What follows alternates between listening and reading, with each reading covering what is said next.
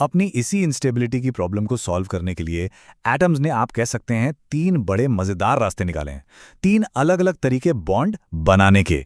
यही है वो 3 मेन केमिकल बॉन्ड्स। और हर बॉन्ड की अपनी एक अलग कहानी है कि कैसे एटम्स बैलेंस बनाते हैं। तो चलिए सबसे पहले वाले को समझते हैं। आयोनिक बॉन्ड, ये एकदम सीधा साधा लेन देन है। मतलब एक एटम अपना इलेक्ट्रॉन देता है और दूसरा एटम उसे ले लेता है। सिंपल। इसका सबसे अच्छा एग्जाम्पल है सोडियम और क्लोरीन। देखिए, सोडियम के पास एक इलेक्ट्रॉन फालतू है, जिसकी वजह से वो अनस्टेबल है, और क्लोरीन को स्टेबल होने के लिए ठीक एक इलेक्ट्रॉन चाहिए। तो क्या होता है, सोडियम अपना वो एक्स्ट्रा इलेक्ट्रॉन क्लोरीन को दे देता है। Problem solve. और पता है सबसे मजेदार बात क्या है? ये जो सिंपल सा देने लेने का खेल हुआ ना, इसी से वो चीज बनती है जो हम रोज खाते हैं, हमारा टेबल सॉल्ट यानी नमक। इससे पता चलता है कि कैसे एटम्स की स्टेबिलिटी ही हमारी पूरी दुनिया को बना रही है।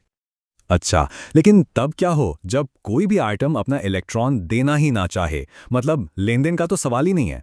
यहीं पर आता है दूसरा रास्ता, जिसे हम कहते हैं कोवेलेंट बॉन्ड। इस केस में एटम्स फैसला करते हैं, चलो शेयरिंग कर लेते हैं, पार्टनरशिप।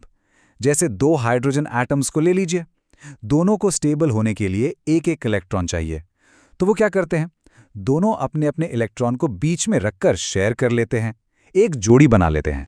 तो यहां पर जो सबसे जरूरी बात है वो ये है कि ये जो शेयरिंग है ना, यही एक मजबूत और स्टेबल कनेक्शन बनाती है, और इसी से बनता है एक मॉलिक्यूल। और अब आते हैं तीसरे और आखिरी तरीके पर। ये थोड़ा अलग है। ये है मेटल्स यानी धातुओं का अपना खास तरीका। ये कोई वन ऑन वन डील नहीं है, बल्कि एक पूरी कम्युनिटी का एफर्ट है।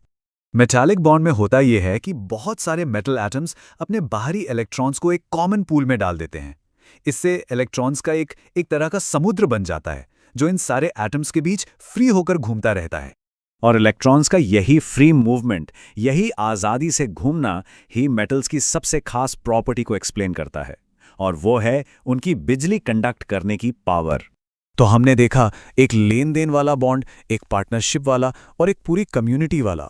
पर सवाल ये है कि इन अलग अलग बॉन्ड्स के बारे में जानना इतना जरूरी क्यों है? क्या फर्क पड़ता है इससे? जरूरी इसलिए है क्योंकि एटम्स की इंस्टेबिलिटी को दूर करने वाले यही 3 सिंपल से तरीके हमारी पूरी फिजिकल दुनिया के आर्किटेक्ट हैं। हमारे खाने की मेज पर रखे नमक से लेकर दीवारों के अंदर दौड़ते तारों तक सब कुछ इन्हीं बॉन्ड्स की वजह से हैं।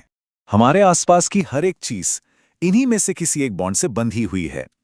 तो आखिर में एक सवाल सोचना तो बनता है, इन सभी कनेक्शंस में से कौन सा बॉन्ड है जो सबसे ज्यादा जरूरी है?